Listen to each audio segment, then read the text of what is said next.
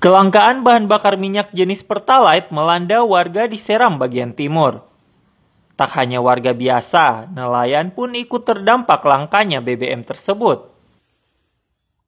Kalaupun ada, dijual sangat mahal, yakni Rp12.000 hingga Rp13.000 per liter. Dari Rp7.650 per liter. Kondisi ini sangat memberatkan nelayan setempat. Seperti nelayan Desa Suwakul, Kecamatan Gorom, Seram bagian timur ini. Mereka kini tak bisa melaut dan hanya berdiam di rumah sambil memperbaiki alat tangkap mereka. Mereka baru bisa kembali melaut jika BBM jenis Pertalite sebagai bahan bakar sudah tersedia. Sering melaut? Iya, sering melaut. Minyak mahal. Minyak berapa 1 liter? 15. Kalau di pompa bensin 12.700. Sehari ketemu dapat hari di mana? Itu cuma melaut saja. Kondisi tersebut mengakibatkan harga ikan pun ikut mahal.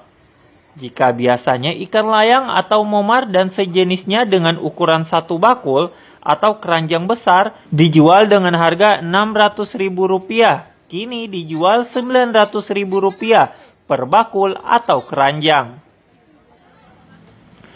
Sedangkan ikan cakalang dan sejenisnya per ekor dengan ukuran 1 kg kini dijual Rp25.000 per ekor dari sebelumnya, yakni Rp20.000 per ekor. Sekarang meningkat yang Meningkat itu apa? Mahal? Iya, mahal. Naik sejak kapan ini, Bu? Sudah 1 minggu lebih. Naik karena apa? Baik timur jalan ikan sudah mahal kan? Karena lokasi satu partai juga 900 sampai 1 juta. Itu berapa itu? Jadi kita mesti jual sesuai itu, mereka sudah dapat sedikit 30. Ikan ini berapa? Nelayan serta warga berharap Pertalite kembali tersedia agar mereka kembali melaut agar harga ikan kembali stabil di daerah ini. Babang Sohilau melaporkan dari Seram bagian timur.